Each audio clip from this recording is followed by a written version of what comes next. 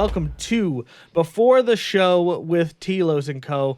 I am here with a wonderful little band from Boston, Massachusetts, or the Boston area. They didn't want to give me an absolute specific of where they're from, but they said in and about Boston. Their name is State of Nature, and we're gonna have a little chat. How's it going, guys? It's going good. Pretty Good. Well. Why don't you guys just take a minute and introduce yourselves? I'll start. My name's Joe. I do the vocals, starting to do a little bit of synth, but not well, so pretty much just vocals right now.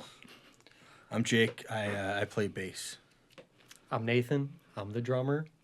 And I'm Steve. I play guitar and keys, and I write a lot of our music. All right. So if you guys could play at one celebrity funeral, what celebrity funeral would it be and why? Should we go around? Yeah, I think we go around. Okay. Like that's still alive now, or that a funeral that's passed? Don't think too deep on it. There's not too many. Jesus. You don't need to take me too seriously. You can I'm gonna steal Steve's answer over here, and I'm gonna say Jerry Garcia, because there's no better funeral to play at. It'd be sad. It'd be real sad, but I think it'd be a good time. It would be nowhere near as good as his music, but we'd enjoy ourselves. I think I'd go with Kurt Russell. Nice. I like his movies. Tombstone, one of the best. Tombstone, One of the best of all time. Escape from New York. Yep. Yep. All right. Maybe it's a little fresh, but I'm thinking Ozzy Osbourne. It's I knew you were gonna say. yeah, that. you I did. Knew you were gonna say I mean, yeah, legend. Loved his music. What's your favorite Ozzy song? Oh, Or Black Sabbath song? that. Don't say Crazy Train. No, it's probably War Pigs. Paranoid's the right answer, but you're close. Okay. Yeah, same album, right? Steve? And me, I'll probably go, Jerry's a good pick, but I don't know if I'd do it. It'd be too much pressure. I'd probably do, Too much pressure. And- They just got up. All they do is get up there and riff, right? yeah, I guess so. But that's, you want to... But they do it better than anyone has ever done. Yeah, you can't. I feel like No, any but celebrity is a lot of pressure. A lot of My eyes. answer is probably Paul McCartney. Because I know, yeah, a lot of pressure, but I don't know, it'd be different. That It'd just seems be more. like- That seems more pressure. yeah, maybe. Out of the frying pan and into the fire. Maybe, but Paul did everything, and Yeah. Jerry did he was the only one who did his thing. So Fair enough. All right. Well, I think that was a good. That's called a cold open, everybody. For everybody, everybody listening out there in Radio Land. So let's talk about a little bit about you guys. So who is State of Nature? What do you guys do? And why don't you give me the 10-minute origin story, comic book style? Start with the basics. We started in 2019. Back then, we didn't have Jake, so things were a lot, calmer, easier. Steve, Nathan, and I, we all went to college together, so we lived on the same floor, started making music together through another mutual friend, and it just began as something that was fun to do on weekends after class, jamming, and as we continued, got out of college, we said, hey, let's try to actually do something with this. We brought on Jake through a Facebook ad, best Facebook post we've ever made. Good guy over here. Thanks, buddy. And we make cosmic rock for the collective campfire. That's our tagline. We just jam around Boston, playing as many shows as we can, while balancing having full-time jobs. yeah, Which isn't always the easiest, but Yeah. that's gigging in your 20s. Yeah. We make it happen. Definitely. We started in college, and I didn't want to give it up. So even though we got jobs, I still want to keep in touch with the music. So you guys met in college. What college did you guys go to? we were at Brandeis. Never even heard of it. Brandeis University. Waltham. Not an Ivy League. Waltham, Massachusetts. No, but it's actually the Solid only. C's in high school. It sounds like. It's the. Get degrees. It's the almost Ivy. That's Brandeis. Is it a music college, or is that just something you guys were doing? liberal No, arts. yeah, it's it just does liberal arts. everything. I got my degree in physics. You guys totally different things. I Yeah. think, right? Me and Joe did the same thing. But I tried. okay. I tried out music at Brandeis, and I tried pursuing their courses and stuff. And by God, it was the most just classic. You're reading sheet music. There was no electronics allowed in the music building, which was really interesting. That's weird. It was really Did it was you really charge quite your weird. phone? Was it like that? Maybe like that, but you couldn't bring an amp in. And I only they had music rehearsal spaces, and so I just brought my guitar and my amp, and they were like, "You can't do that So here." it was all Too much noise, I guess. it was all acoustic. All acoustic. Was the Yeah. teacher the brother from Better Call Saul. No, I mean, I remember the practice rooms they had where they would just have like a piano Yeah. essentially, right? And that's what you practice on. Because if you're trying to be like classically trained in music, I guess that's what you get your start on. But I don't know about you guys, but like learning music in like a classical setting like that sometimes takes a lot of the fun out of it for me. Like Absolutely. Yeah. if I really gotta like sit down and have someone talk to me about like what I'm not doing, what I should be doing, I don't know. You want a music teacher that screams at you. Yeah. You want. We've all seen Whiplash. I know. I know what you're saying. I know what you're saying. Yeah, he really got him in the end. He pulled a fast one on him. When he was slapping him, I was No, when he switched up the music right at the end. I don't want to spoil it. I mean, it's You been just out did, for though. like You a just- million I years. don't want to spoil it, but I just did. I don't want to tell you exactly what happens in the end, but I already did. That's fine. So, anyways, he switches the music on and really fucks him up. So, how did you guys actually meet? Like, were you in classes together? Were you guys just in the same dorm? We were all on the same floor of the same dorm at the time. So, wait, you did physics. What did you do? I did environmental science, Okay. and so did Steve. I was guessing mechanics. No, I looked at trees all day. Oh, yeah. That's cool. What do you do now? I look at trees all day. Fuck yeah. Staying in your lane. I like it. So, you guys all meet up and like you guys just started doing music together. Are you guys all like like acid rocky from the start, or did you start somewhere else, or how did you guys? So yeah, kind of like we were alluding to before, we were definitely we practiced in like dorm rooms, and there was like one practice space, and so it was very low stakes. But when we met the first time, kind of like Joe said, it was through a mutual friend, and kind of where it all started. We had different backgrounds. Like Nathan was big into metal. Joe, I feel like my impression of Joe was that he was somewhere in between like super folk kind of dude and super like punk kind of dude. And then I was definitely big Deadhead by that point. And so that was like, as far as, so kind of what we discovered really quickly is that Joe can write some really insane lyrics. And well, yeah, and also at a pace that is really quickly. You feel this guy can write songs quickly, and so it was just kind of like just creative expression, like no real goal for any of this. But Joe would write songs, and I'd kind of read what he wrote and interpret some of like how I thought I could translate it into music. And so, yeah, I mean, we started that process 5 years ago, and it was awful at first. Like the songs were so bad. But yeah, I mean, we were a band that was really bad for a while, and then And I joined. but that's the thing. Well, Dip. And now we're coming back up. oh yeah. No, it's all a progression. But I think that like part of how it started, and I feel like what gave it so much momentum to remain something that we prioritize as like full-time workers, is the fact that it started as something that was just an exploration. No real goal, no real anything. If it sounded bad, who cares? Like Right. we also, I mean, we played a couple shows, but like our focus, like our goal was not to like, Right, we were playing like Play flat shows. basements Yeah, and yeah. open mics and Yeah. and so it was just fun stuff. I think it's also worth mentioning that like the first music we actually put out, like we weren't really in the same room at all. Like we would we would get on like calls together. I would like stream myself while I'm producing music and stuff, and like it was all like digital exchange. Like we didn't really get in a room and practice. That's Right. mostly because of COVID. Yeah. But Yes, that's also an important part That of was the also That yeah, is a true. big part of the No, story. we just didn't like each other.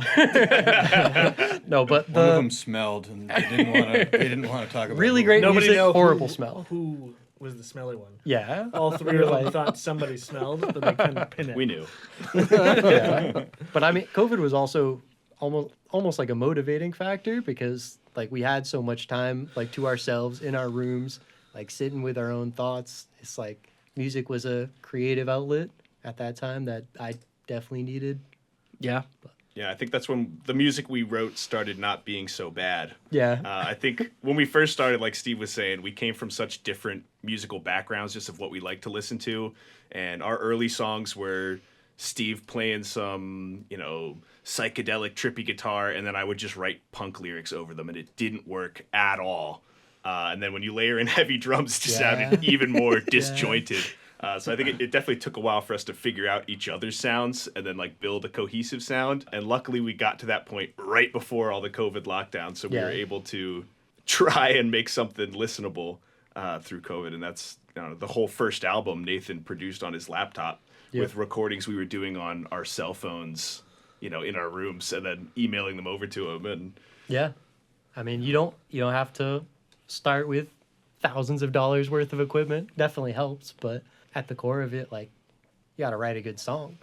Like, I'd much rather listen to a poorly recorded song that's well written than a really well recorded song that just doesn't make any GHC. sense and sounds terrible. Yeah, exactly. We still play our music from our first album. There's at a couple some of our songs. shows. Yeah, There's a couple songs that stood the test of time. yeah. I mean, they were well written, right? Like, and even though we didn't record it with the best of equipment, like, they still stuck with us. So.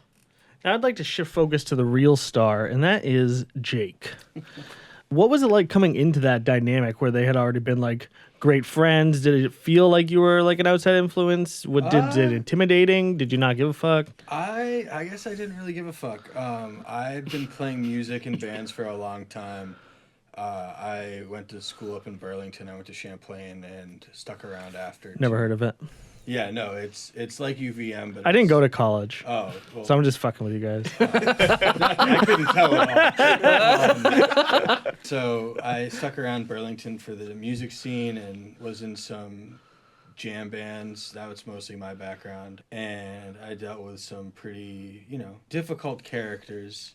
And then I myself, was a difficult character for a while. So, you learn to work with different personalities. And these guys are really easygoing, really great. They made me feel really welcome when I joined. So it kind of just clicked really quickly.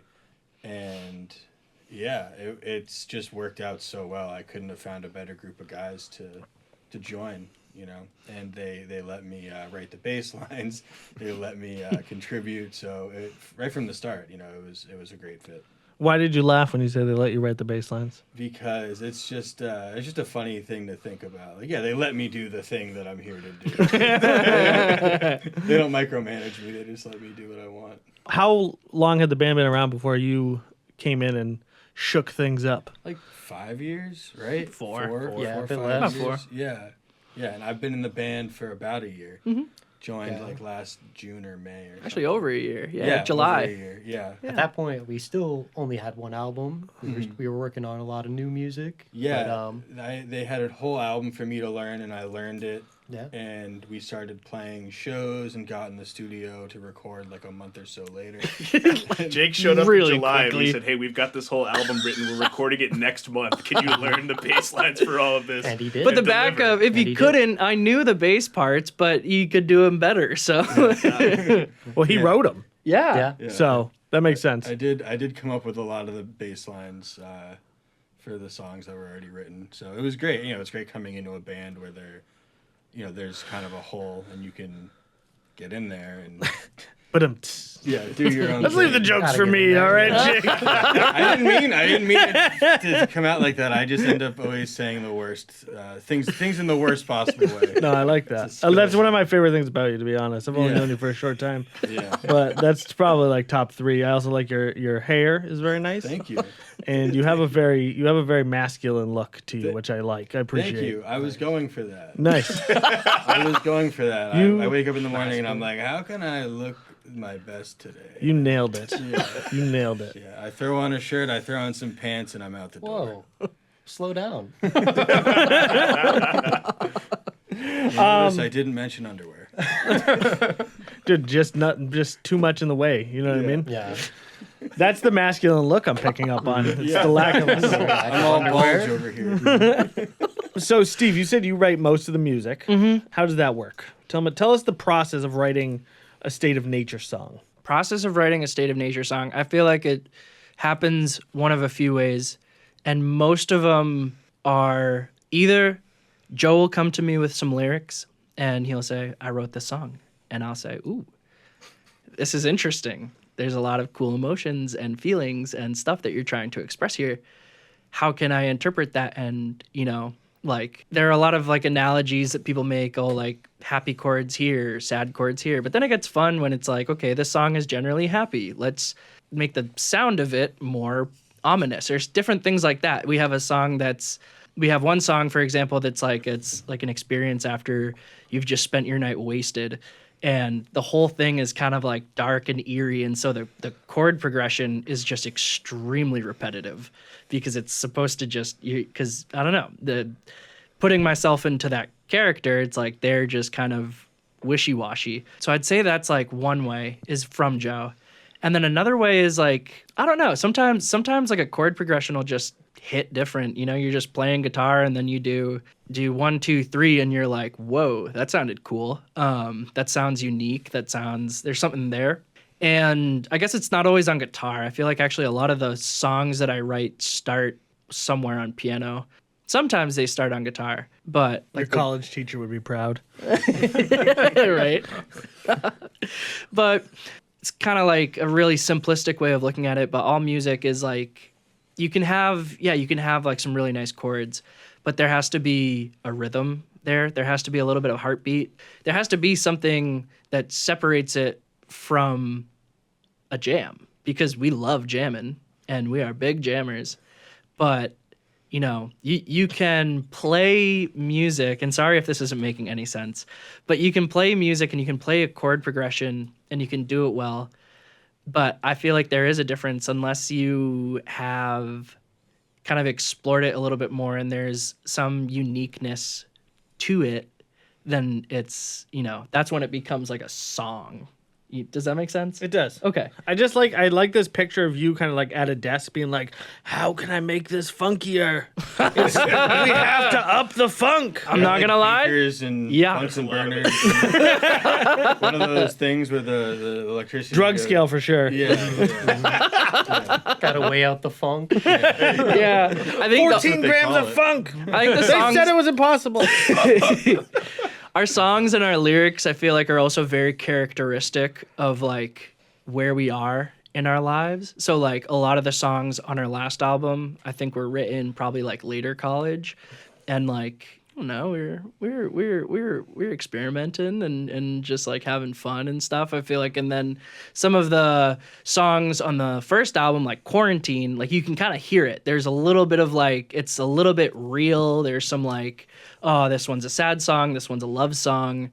But I think it's fun. It's kind of fun because it's all kind of like a make-believe state, Like you're just playing pretend as like whatever's happening in that song. And I think that's what's fun. Well, that's kind of the point of music, right? Is to try and capture something. Like You're trying to Yeah. capture an emotion, trying to capture a feeling, and then project that onto the audience or the people listening. So, and I think you guys do a good job of that. To be honest, you. I picked up 2 of your albums, Oh, nice. Yeah, Um, thank you, man. and I thought they were both great. I like the live album. I really like the song Memphis. Oh, yeah. Can you guys give me a little background on that song? It sounds like it's a good story. Yeah. Wait, you've been talking a lot. Let's go with Let's go, Joe. Joe. Oh, Tell me man. the Yeah, story, I was- Joe. So the first album was kind of like this concept album telling a journey of a guy or a band or So there's some songs on that like Graveyard Town that's kind of like a diss track on Massachusetts, just being like, wow, this place is kind of shit in the winter and I wish I wasn't here. And then you leave. There's that song Ride, where it's just about leaving. And then Memphis is kind of the next part of that journey, and it touches a lot on drug culture in music. And I think that, just came from places looking at a lot of the bands that we listen to, a lot of the downfalls of a lot of the big bands through the 70s and 80s was drugs. Like the Grateful Dead, all sorts of, countless bands fell to drug use when you become a rock star. And it's just kind of about that temptation of, not necessarily us, but the characters in the album, getting into music and getting this, this stardom feeling, and then reacting to that by, oh, now I hear the call of the devil giving me drugs in a desert. And then it was called Memphis because that rhymed with Elvis. So yeah, I mean, I think there was a little bit more simplistic meanings in a lot of our early songs than now. I think we kind of got a lot more esoteric. So now we've got songs that have, zero meaning whatsoever. We've got a song about a guy who lives in a house in the clouds, and it's just about how he's lonely because no one else has houses in the clouds. That would be pretty lonely. Don't tell them it's about nothing. They're supposed to interpret the meaning. Yeah. Just out of curiosity, do you need a double bass pedal or just a single bass pedal? Single's fine. All right, I think I got someone bringing one out. Oh, money. Big if true. You heard it here first, 4 days later. So you're the one who's doing most of the lyrical writing, then, it sounds like. Steve also does a large part of that. So Steve I think, literally just said that you do all of the vocal writing. I think we go in phases. So, right now. Are you calling Steve a liar right Oh, now? yeah. Steve just. Live That's on known. air. He's too It's humble. that diabolical mustache. I haven't said one true thing this whole time. His name's actually Greg. And he's not in the band. I don't want to he play has at a Paul gun under the McCartney's table. funeral. I've never heard of the Beatles. What's a Paul McCartney? I think it's a type of car. But yeah, so I probably write on average 60 to 70% of the lyrics, maybe probably closer to 60, and then all the good songs Steve writes. But I think a lot of the ones that we have written recently, we kind of collaborate on. So one of us will have an idea of like, here's the first verse or here's the chorus. And then, I'm stuck. I got writer's block on verse 3, and we'll pass it to the other person and they write the next verse. So I think a lot of the songs that I really think are powerful, you can kind of hear both of our voices coming through, not even just in the vocals, but in like the writing style. But yeah, I do write a lot of them. Jake, have you ever written the lyrics for any of our songs? No. If you were listening earlier, you would know that he wrote the bass lines. Right. those are different from lyrics. Really? I'm starting to get this music thing down. So there's a guitar usually, and then like drums. Do you guys remember what your first show was like? Not great. Yeah, do we want to count Chums or do we want to just That's go to what I was the thinking basement? of when he said first. Yeah, it We was played our first two show. songs though. Yeah, we did our first show ever. It was kind of like an open mic, and it's so funny because I feel like we were putting the weight of the world on us, Yeah. leading up to it, and then we got there, and it was just at like our university's bar, like No one was paying attention. everyone's just chatting, like it's super loud. No, like it was a Friday. I feel like people weren't there for music. Yeah. Then we started moving to like basement shows and that kind of thing. Those are more fun. That was Frat party shows got to be fun. yeah. That's Or how we just- did our album release. That was like our first full concert, just us. Just like anyone you know with a basement, we're there. Right. You know? Like, Right. that felt a little bit more right to me than Chums, I guess. What was our first show with you there, Jake? Well, there was Cantab, Cantab. but you Oh, weren't I wasn't even there for that one. Yeah.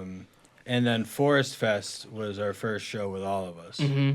Yeah, huge success. Yeah, I'd say so, yeah. That is so true. Yeah, it was our Yeah, that's Forest crazy. Fest was our first one So with good everybody. they made a sequel. Yeah, and we have Forest Fest 2 coming up this Saturday. Our second Forest Fest. Yeah. What's Forest Fest? It's a festival that we put on as State of Nature. Really? Yeah. It's not like that.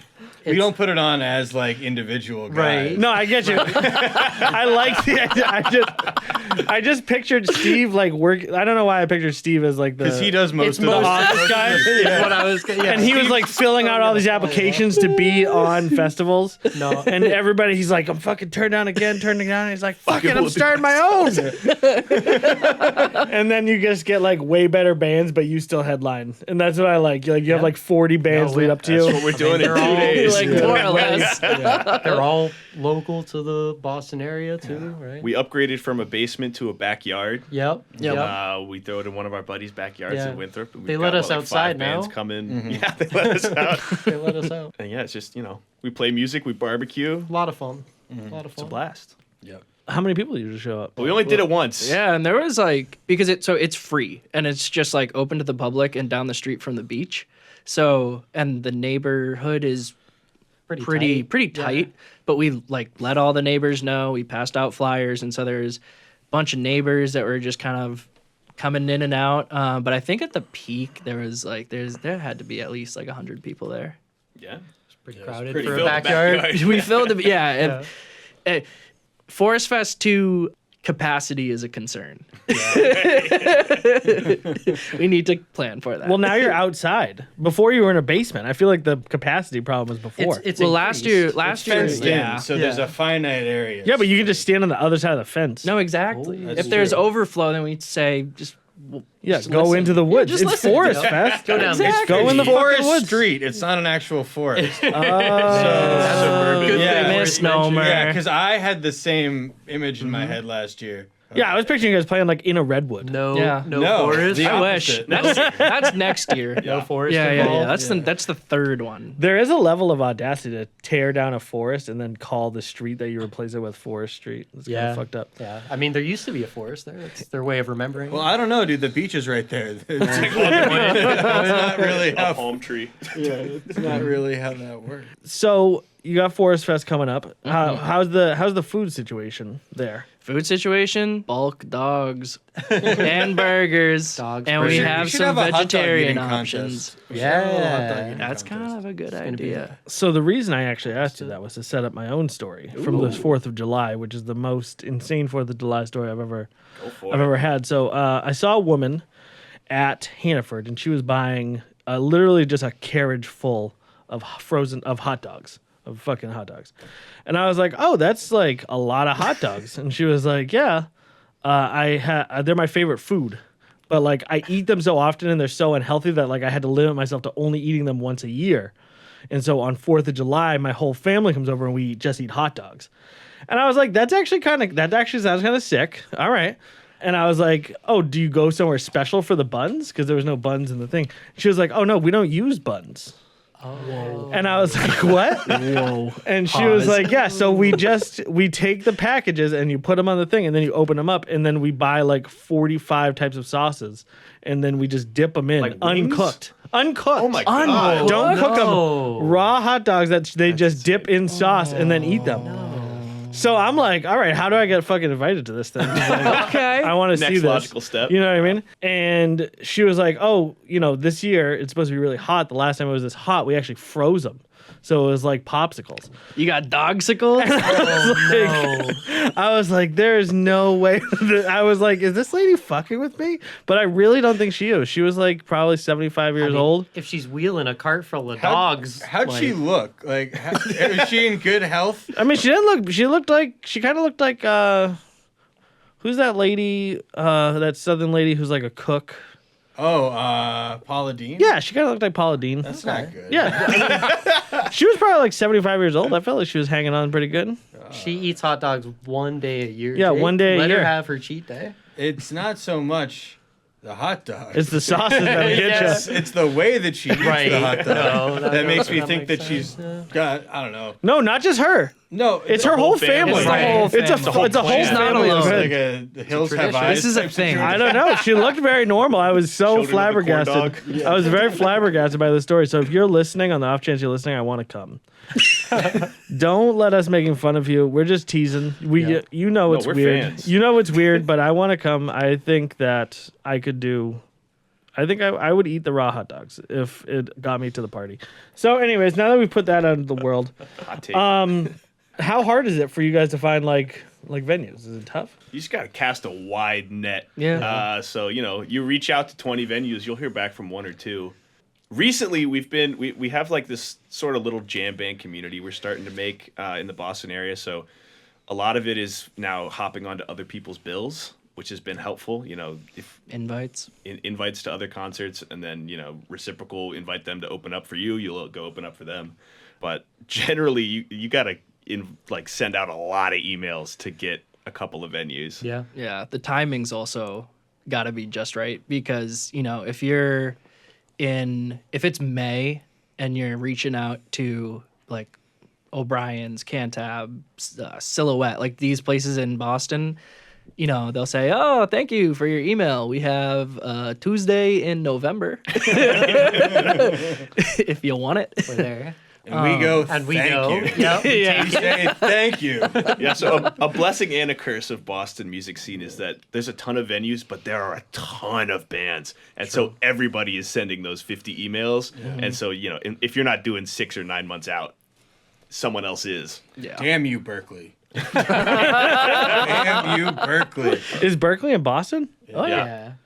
All right. Well, you learn something new every day. I just fucking had a Berkeley lady on here the other day. Oh shit. She didn't Talking- tell you that it was in Boston? No, she went to the one in L.A. Yeah, I was gonna say there's more than one There's more Berkeley. than Oh. Yeah. I thought Berkeley Like was. I UC thought Berkeley Berkeley? was in L.A. Yeah, no, there's UC. Oh yeah, Berkeley, there's and then- UC Berkeley that's But in that- Berkeley, And California. then there's but Berkeley College of Music. Is that Yeah, what it's yeah. called? Yeah. Is that Berkeley in College. California? No, No, it's in Boston. Yeah, Boston. it's like by Cambridge, Northeastern. maybe?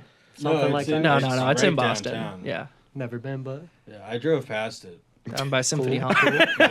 And they yelled at you from the wall. They were like, "Get out of here, state of nature! Keep taking our venues. He's just a bass player. Get him out of here. He uses electronics. Throw rocks at him. no amplifiers allowed.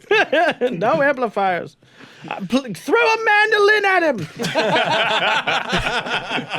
You know what though? On the note of venues, there's one place in Winthrop that we've gone back to so many times. It's just a bar down in downtown Winthrop, Blackstrap Barbecue. Shout out Blackstrap Barbecue. There, we keep going back to them because it's like, okay, yeah, we could expand. We could expand into Somerville or Cambridge or Worcester or whatever.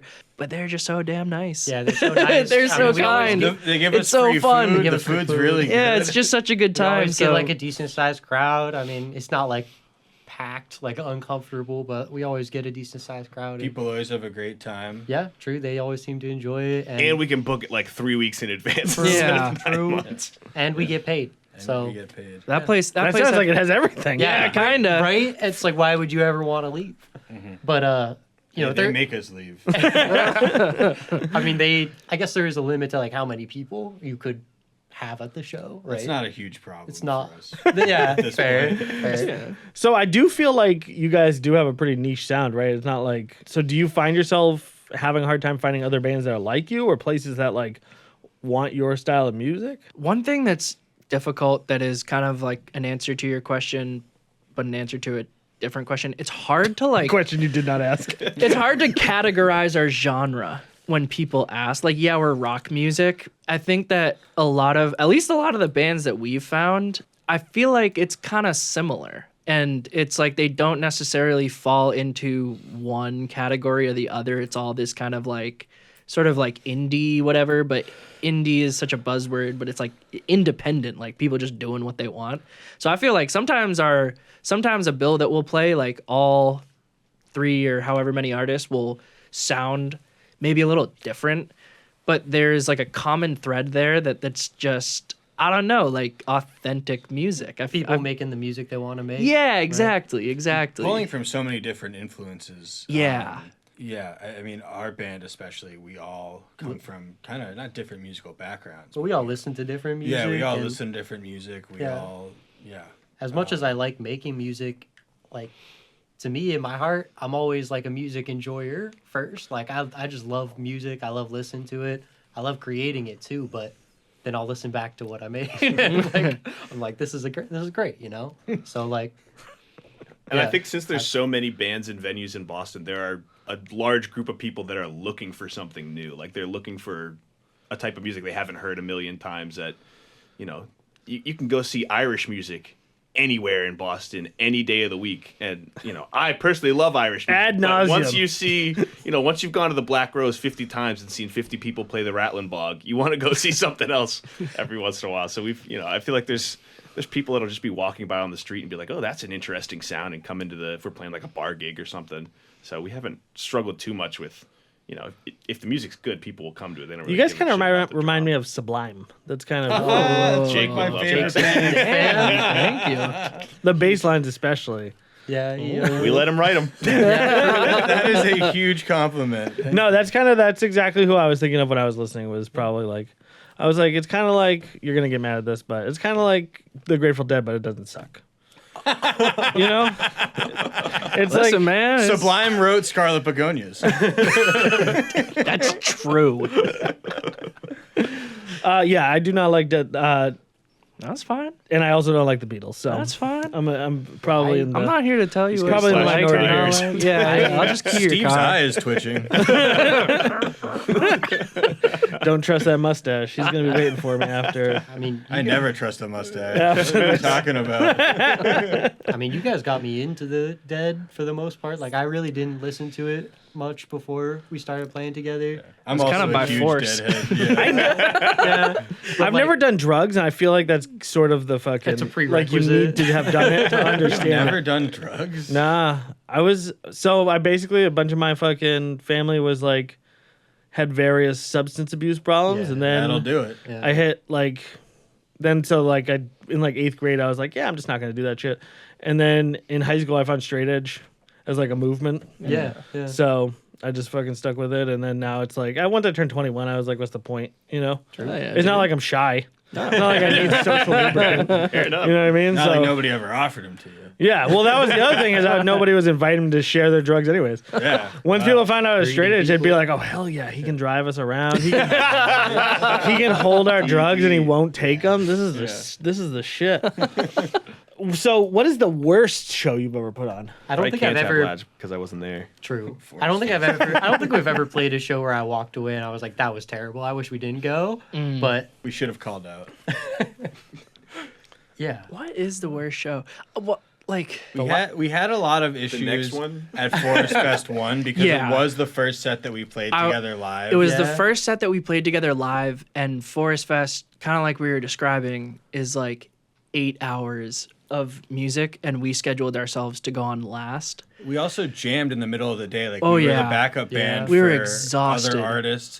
And we were just out in the sun all day eating glizzies and burgers and, you know. Old glizzies. Yeah, cold. Yeah, Yeah, do it. Freeze 'em. Yeah. And so by the time we went on, we were all in various states of exhaustion and Dehydration is yeah. Oh, yeah. Yeah. Working out. Oh yeah. high sodium, Yeah. high sodium Yeah. intake for the day. Yeah.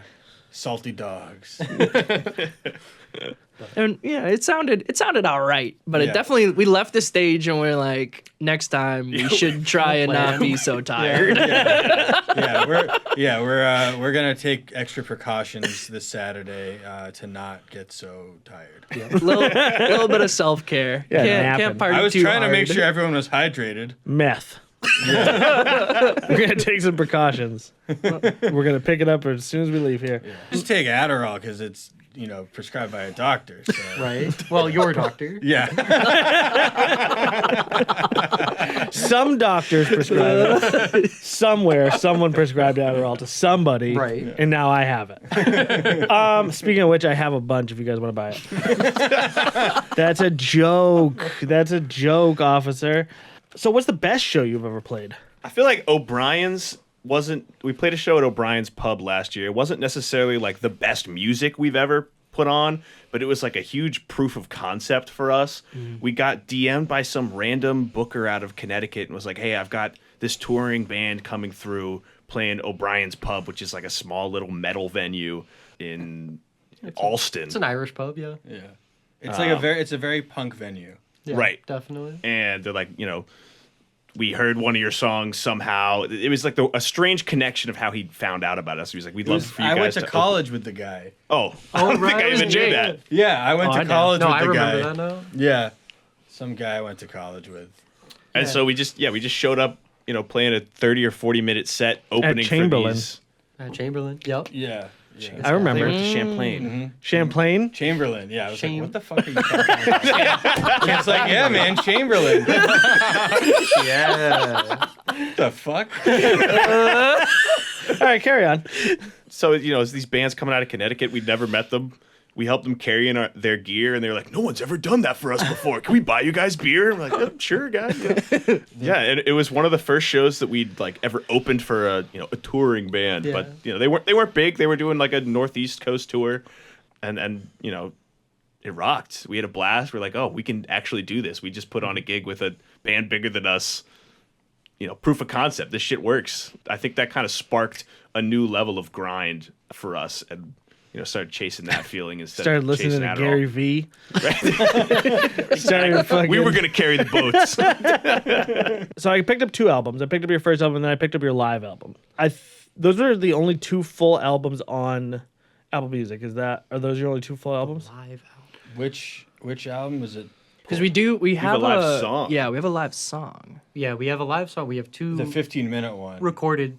It's basically an album. It's 15 Yeah, it was minutes. Three Musketeers live. Yeah, Yeah, okay. Muskies. Yeah, that's live from Blackstrap. Yeah, Blackstrap. That was our first Blackstrap show. That That was, was a good November show. last year. I didn't realize it was all one song, but you're right. It is all- Yeah. no, that's just This one guy's long never jam. listened to the Grateful Dead before.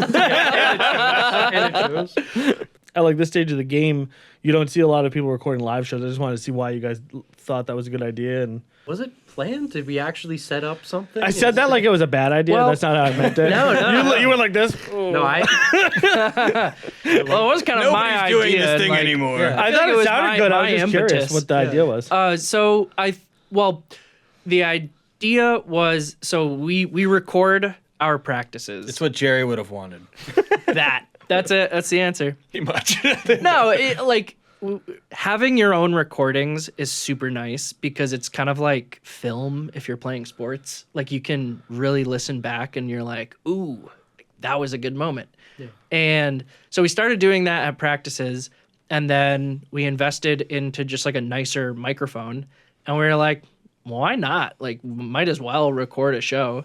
And so then we did that. I think the plan to release it came after we just took like a really nice take, and we're like, it was also, I think, it was kind of like Joe's, like a proof of concept or like an exploration into like the production of live music and how we can EQ and master a recording so that it could hit Spotify and it might not sound like too out of place. It's definitely something that not a lot of people do. And I guess we did it because why not? Yeah. We had a really good recording, and we figured, why not put it out there? Literally, It's a good if no one listens to it, then it's like, all right, that's Yeah. fine. They like, can. Like Steve was saying, the more we record of ourselves, the more we have for our state of nature highlight reel. Right, exactly. Yeah. Remasters later on, remixes. Yeah.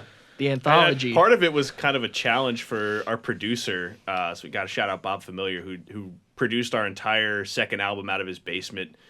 He's an absolute legend. We had just Why released does this every album. producer have a crazy name? Bob Familiar. His Bobby producing Familiar? is Familiar Sounds or Sounds Familiar. I never always get it Sound. mixed up. One of the two. But yeah, he's like a Microsoft exec who retired and wanted to produce our album out of his basement.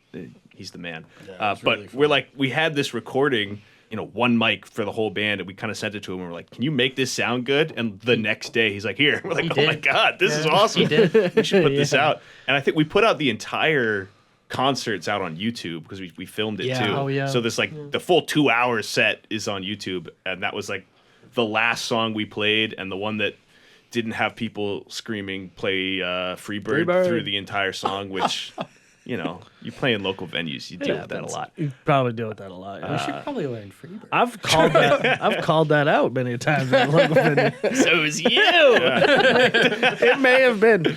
It may have been. Is that something you find challenging? Is like, you're obviously going to these places with a lot of times your audience has never heard of you or isn't even necessarily there to listen to you. Is it ever hard or challenging, like getting them won over, or most of them get there, or do you feel like a lot of times they just don't even want you there, or what's that like? It's a good question. We have a really I know. good. Yeah. Do you do wrote this it. for a living? He did his homework. No, we have some really good friends. I think who are just like there a lot of the time, and so that's a reassurance. It's really nice to look into the audience and see a familiar face. But I think when it comes to like when we're playing to an audience of mostly new faces, I don't know. I feel like our stage presence is a little bit like silly. Yeah. Like We I don't don't- know. We kind of laugh at ourselves to like make ourselves comfortable. We do a lot of dumb bits on stage when Yeah. people aren't paying attention, and we try to give the audience more than just the music. And once you get like that first group won over, when the people around the bar, the venue see them having a good time, then they want to like become a part of that. So you kind of just have to like hit that 51% and tip the scales, and then you'll have a couple people who are just chatting people up at the bar. But most people will kind of jump on the wave and seem to enjoy themselves. We haven't had too many issues with people just like talking during the sets or not paying attention. Throwing bottles or No, tomatoes at we us. haven't gotten. Only got stabbed once or twice. Yeah. Except for that one guy from Berkeley who wants to throw mandolins at us. I think he's Keeps finding encouraging- us. He's encouraging us to learn to play the mandolin. So what can you guys have a show coming up with Telos and Co? Oh yeah. What's the Sure, date yeah. on it? October 11th. 11th. What can people expect? Is anything exciting going to be coming out, or just same old State of Nature shit? Now we got some new stuff. Yeah, we'll definitely yeah. play some new New things. stuff yeah. to coming down the pipeline. Absolutely. So like, it sounds like you guys are a little bit of a jam band too. Are you saying like, or would you say that like every show is its own kind of special thing, in the same way that like a lot of people would say the Dead? To an extent. Yeah, an extent. not Not the- as not much as the exact Dead. same, but Yeah. yeah, there'll be some commonality. There'll be some songs that are shared, but it's almost like a kind of rotating door of songs. You guys have a because- shitload of songs. yeah, Because I was like, usually when I do these, I go and buy. Usually they have like 1 or 2 albums. You know what I mean? I pick them up to help support people. And I was like, all right, well, I'm just gonna pick 2 or 3. This is a fucking. You guys have like 12 albums on your iTunes. Well, we have what we have is we have a lot of singles. shitload. We have a lot of Oh, we singles. have a lot of singles. We have a lot of Yeah, that makes it singles. look- We yeah. have 2 albums, and each of those album releases, I think, had a single, and then we put out 4 singles. So yeah, we have a lot of shit. That's true. And we have a lot lot of more records. unreleased shit. The budget for album art must just be through the roof. Oh yeah. Well, I do like our. I mean, we don't always have the same people do our album art though, right? But our Everything but Tabula Rasa Really? was Everything done by was- Claire. yeah, it was Okay, Claire. Yeah, Claire. So the vocals on the first album we were talking about before we started recording, all the album art was done by that female vocalist. Gotcha. who is my girlfriend. Yeah, Nice. she still Yeah. does art for us. So it's cheap. Oh, I was gonna say, so the budget not that big. Low. Budget not that big. Yeah. You're just selling Steve's sweet ass for Budget some love. sweet album, some sweet album art. Sounds like you guys all have various influences, different influences. What would you say is like your main influence musically? Starting with you, Joe. Musically, I grew up on bluegrass music and traditional folk music. So I think, I don't even listen to a lot of that now, and I don't think I sing a lot like that now. But from a lyric writing perspective, that sort of storytelling, heavily influenced by nature aspect of bluegrass music is something that I lean on a lot. Jake? I would say Sublime. I mean, that was one of the first bands that really got me into bass. And yeah, Eric Wilson, shout out. I mean, he is an unbelievable bass player and definitely my biggest influence. I'll go next. That is how lines work. Yeah, I listen to a lot of like punk and metal music these days. Some like newer psych rock, like King Gizzard and the Lizard Wizard. Huge fan. They've helped me learn some drums. I like listening to drummers that are just way better than I am. I hear them play and I'm like, that doesn't even make sense. Like you need way more arms to do that. So yeah, it can be tricky sometimes trying to fit like that like crazy style of music into our sort of sound. But yeah, I'm always trying to bring what I'm listening to into the practice room. Not all of it sticks, but My answer is kind of cop out, but it the Beatles and Over the Dead, because the Beatles had such an impression on me compositionally, and just because they just kind of did whatever came to mind. And I started on keys, and from a piano perspective, I think I understand a lot of music better from the perspective of a keyboard than holding a guitar, and so it just opened up my mind to like what more you can do with music and composition. How come you changed from piano to guitar? Piano, and they were different. So I still play the piano. I actually started playing guitar way back when for my parents' church. And so that's how I got my start. And so I was just kind of doing it at services and stuff. And piano is just like what my antisocial ass did like every day after school for the first like 12 years of my life. And What a backwards situation you found yourself in. I know, right? I feel like traditionally, point. traditionally you would be forced into piano service, and then you would play guitar as like your former rebellion. Yeah, no. And No. instead you went home and you fucking jammed out Beethoven. Like, fuck you, mom! Jazz. But yeah. Better not be playing any of that blues music. A lot of the keyboard or piano that I write and compose is more jazz or more musical theater based or just kind of like a little different than rock music. And I never played piano in a band. I do now a little bit, but it's a little harder. Guitar is kind of easier to play in a group. Guys, go check out TFR, first of all. They're a great Manchester hardcore band and one of my favorite playing right now. Also, you know, another important group who I've heard is pretty good is State of Nature. And you should go check them out too. Telos and Co. Is going to be hosting them at one of their events on October 11th. I'm sure that the greatest music booker in New Hampshire, Quentin, will have a link below that you can check that out. Guys, how would you like to leave the people? All 17 people that are going to listen to this. Even wanting more. We'll see you in Lynn on October 11th. And sorry you missed Forest Fest, because I'm assuming this will come out after Saturday. It was great without you there. We missed you. Come to Forest Fest 3. Come to Forest Fest 3, You were there in 2026. spirit. We could feel it. Try a cold hot dog every once in a while. Glizzies are better cold. Dunk them in milk. Try that. Yep. Ma'am, if you're out there, Expand your horizons, man. if you do use milk, I feel like heavy cream would work better, Yeah. to be honest. Yeah. Whipped cream, Whipped maybe, cream on the or glizzy. like. Yeah, no, probably not whipped. Oh, That's not Is whipped. it too light? Boil your glizzy in milk. Whoa. All right. all right. That's And on how we that- end it. And on that, we're done. Guys, I got more ideas.